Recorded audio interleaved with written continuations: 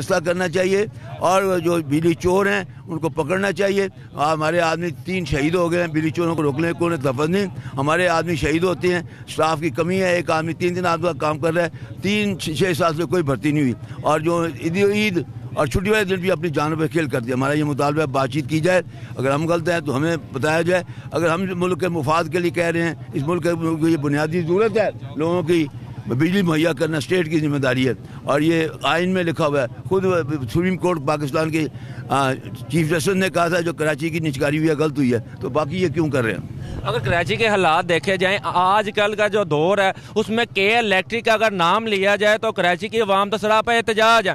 وہ چاہتے ہیں کہ لاہور یا پنجاب لیول پہ وہ آپ کی ایک بہت پروکار ہیں, اور آپ کی جو اتحاد میں دیکھتا ہوں وہ روز بروز بڑھ رہا ہے. لیکن آج تیسری دفعہ آپ احتجاج کریں, ابھی تک کبھی حکومتی نمائندے نے یا حکومتی حکمران نے آپ سے کوئی رابطہ کرنے کی کوشش کی؟ کوئی نہیں کیا. ہم وعدہ کرتے ہیں لیکن کوئی با مقصد میٹنگ نہیں کی.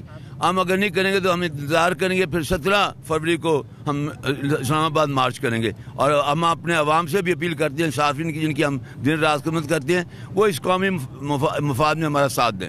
اچھا سر, یہ ایک سوال یہ تھا میرے پاس, جو آئے روز دیکھا جاتا ہے کہ یہ جو وابڈا کے اہلکار ہیں جو اپنی جانوں کو نذرانہ پیش کرتے ہیں, کیا پی ایم صاحب کو یہ بھی نظر نہیں آتا کہ یہ مزدور وہی انسان ہے کہ جو وابڈا کو اچھے طریقے سے چلا رہے ہیں, اگر اس کو پرائیویٹ کر دیا ان کے دل بھی ٹوٹیں گے؟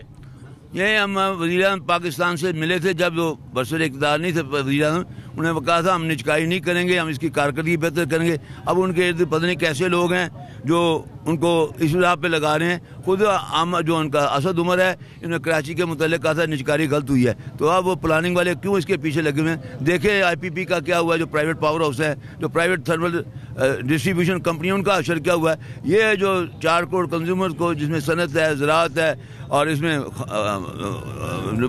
خاص طور پہ رورل ایریا ہے اور ڈومیسٹک ہے, ان کو ہم بجلی دیتے ہیں. ان کی کارکردگی بہتر کرنی چاہیے. اچھا سر, یہ حکومتی یہ بھی ہتھ کنڈا تو نہیں ہے کہ جو آگے سے جو مزدور ہیں جو آج کل ڈیلی ویجز کے پہ کام کر رہے ہیں, وہ کل کو انہیں بھی ریگولر کرنا پڑے, آپ کی ایک وہ دستے بازو بن جائیں؟ یہ بھی ایک میرے خیال سے جو کہ وہ ہم نے جدوجہد کر کے تقریباً 13,000 کانٹریکٹ ملازمین ان کو ریگولر کروایا.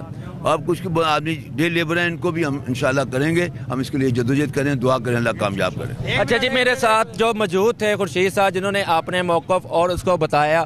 ان کا ایک ہی نعرہ ان مزدوروں کا اور یونین لیڈران کا, نجکاری نامنظور, نجکاری نامنظور.